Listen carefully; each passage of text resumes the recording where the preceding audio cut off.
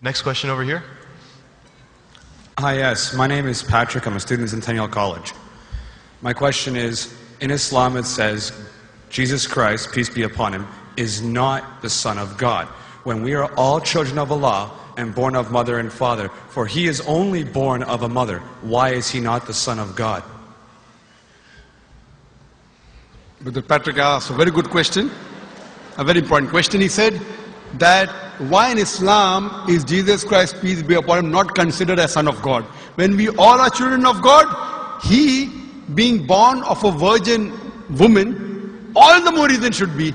See brother, if you tell we are children of God, in that way I've got no problem at all.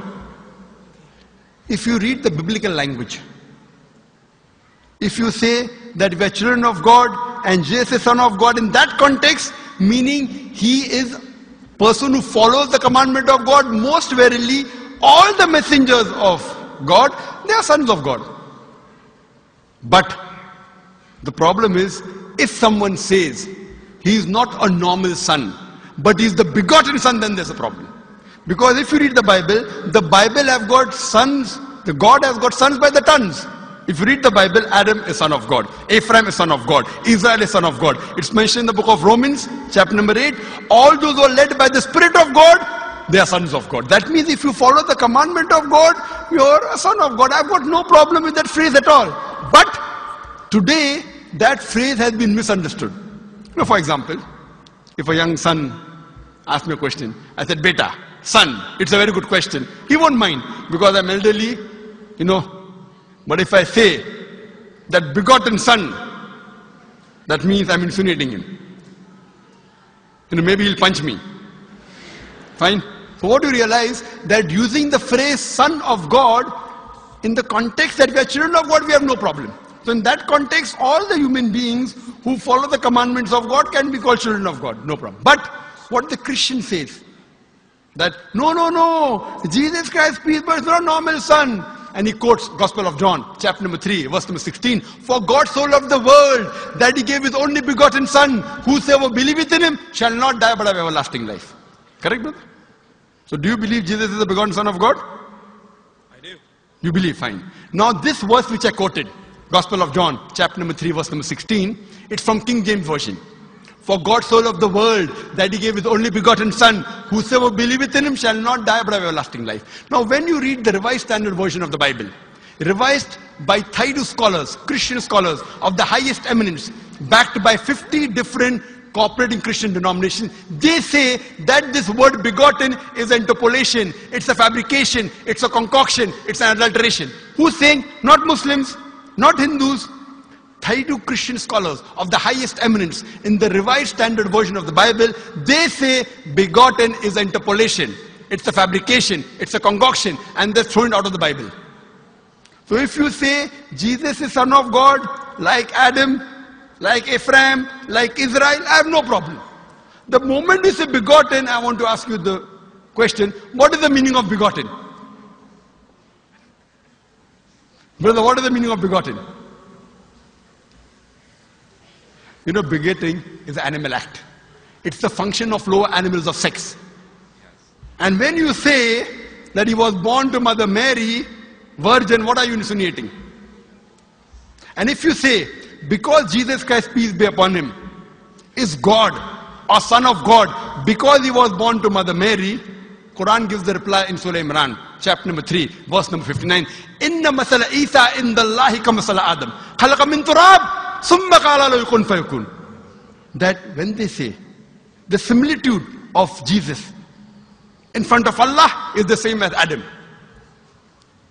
They were born from dust and said, be and it was. If you say that Jesus Christ is God because he had no father and only mother, then Adam, peace be upon him, is a greater God. He had no mother and no father according to the Bible. MashaAllah, you're clapping. I like it. So if you say Jesus is God because he had no father, only mother, Adam is a greater God, peace be upon him. He had no mother, he had no father. I never referred to him as a God, but Son of God. That's right. Fine. So Adam is a bigger son of God. Right or wrong? By your definition, Adam would be a god, for he has no mother nor no father. Not my definition, not my definition. By the definition of the Christian missionary. By my definition, he is a messenger of God. Because God cannot beget. I told you in my talk. Lam yalid wa lam yulad. He begets not, nor is he begotten. The moment God begets, he is not God. Son of God meaning pious person, I agree.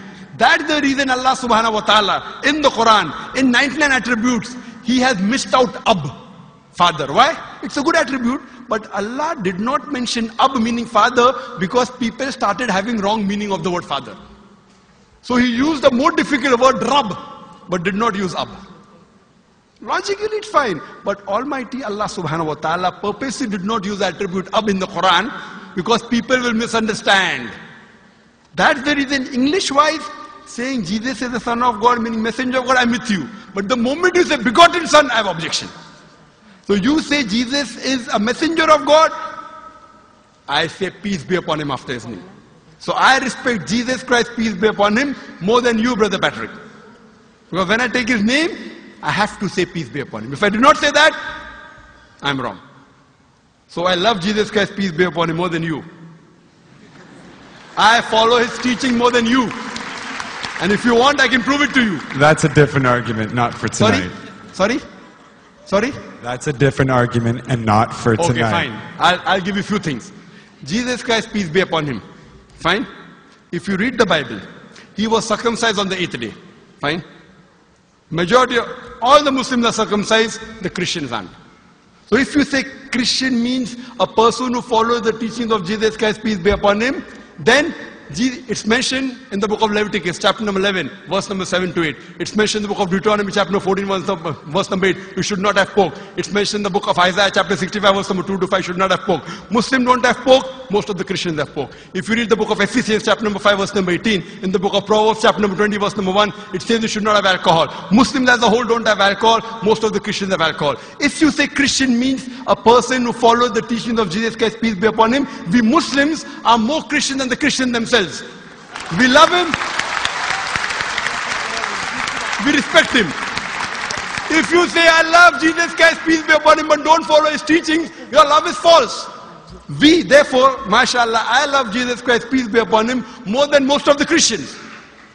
Because I follow his teachings, I respect him, I revere him. And Jesus Christ also said, in the Gospel of John, chapter number 16, verse number 11 to 14, I have many things to say unto you, but ye cannot bear them now. For he, when the Spirit of truth shall come, he shall guide you unto all truth. He was talking about Prophet Muhammad to come. So Jesus Christ, peace be upon him, said, you have to believe in the last and final messenger, Prophet Muhammad sallallahu alaihi wasallam. So even that way I'm following Jesus Christ, peace be upon him. I believe in Prophet Muhammad. Do you believe in Prophet Muhammad as the messenger of God? I do. MashaAllah. Now you're more closer to... Allahu Akbar. Allahu Akbar. Now he wants to say the Shahada, and then we will move on and say Ashhadu an la